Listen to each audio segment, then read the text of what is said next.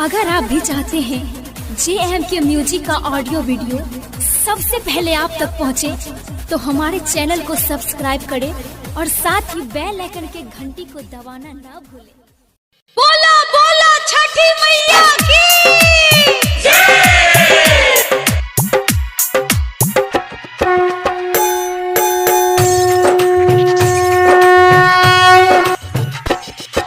ठेकवा पूरी पकाब सजनिया है भय गेले रे गो के ठेकवा पूरी पकाब सजनिया है भय गेले रे गो के तहु चल गंगा जी के घटिया काहे तो कर छबे तहु चल गंगा जी के घटिया काहे तो कर छबे ठेकवा पूरी पकाब सजनिया है भय गेले रे गो के बेर ठेकवा पूरी पकाब सजनिया है भय गेले रे गो के बेर तहु चल गंगा जी के घटिया काहे तो कर छबे तहु चल गंगा जी के घटिया काहे तो कर छबे। बोला बोला छठी मैया की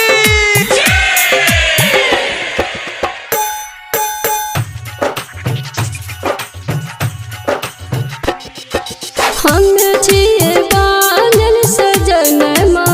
हमारा ले भगवान कहो हम छिए बानल सजन हमारा ले भगवान कहो के न करबै छठी के बरतिया दुनिया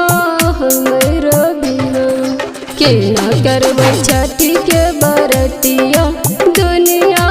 हमरो बिहान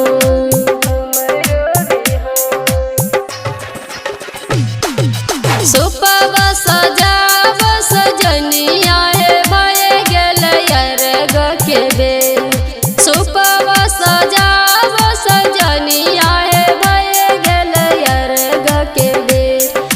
तहु चल छठी माई के घटिया काहे बहाबै छोलो तहु चल छठी माई के घटिया काहे बहाबै छोलो। बोला बोला छठी मैया की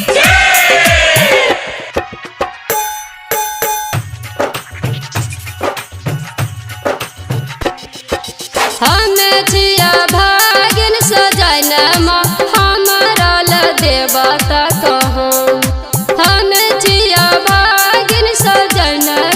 हमारा ल देवता कहम कैसे सजबै सुपवा दौड़बा दुनिया हमरो याना कैसे सजबै सुपवा दौड़बा दुनिया हमरो याना दुनिया हमरो याना किए दुख पड़ल सजनिया है नहीं राके रहे उदे किए दुख पड़ल सजनिया है नहीं राके रहे उदे किए दुख पड़ल सजनिया है भैया गेलो विदेश किए दुख पड़ल सजनिया है भैया गेलो विदेश। बोला बोला छठी मैया की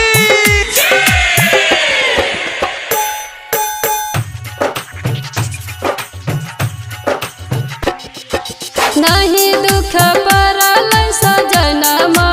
नहीं राके रहो देश नहीं दुख पड़ल सजन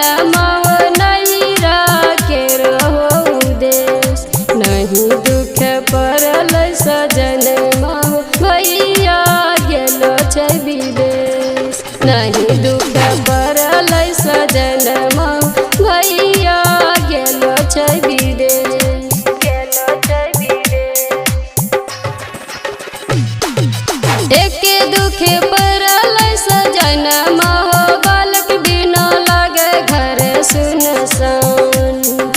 एक दुख पड़ल सजन हो बालक बिना लागे घर सुनसान। आबे करबै छठी के बरतिया मैया देते वरदान। आबे करबै छठी के बरतिया मैया देते वरदान। बोलो बोलो छठी मैया की